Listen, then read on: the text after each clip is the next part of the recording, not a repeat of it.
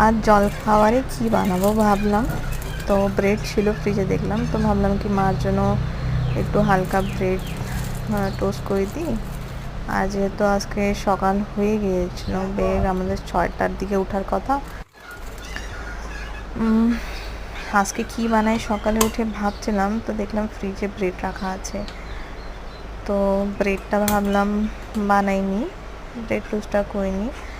আর মার কয়েকদিন দিয়ে শরীরটা খারাপ, তো তাই একটু বেলা হয়ে যাচ্ছে উঠতে আর কি, সকাল সকালে উঠা যাচ্ছে না।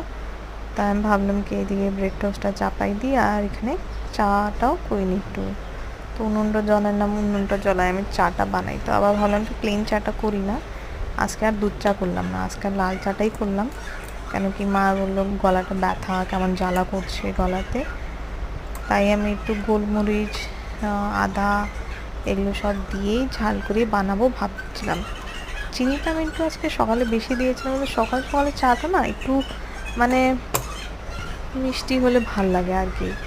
তার এখানে দেখলাম ব্রেডটাও বেশ হয়ে আসছে, তো একদিক দিয়ে হয়ে আসছে, তো আমি ভাবলাম অন্য দিকেও পাল্টে দিই। তার এইভাবে করে ব্রেডটা বানালে না কি একটা স্বাদটাই আলাদা, টোস্ট টোস্টের মতন খেতে লাগে আর বেশ ভালো স্বাদ আর কি।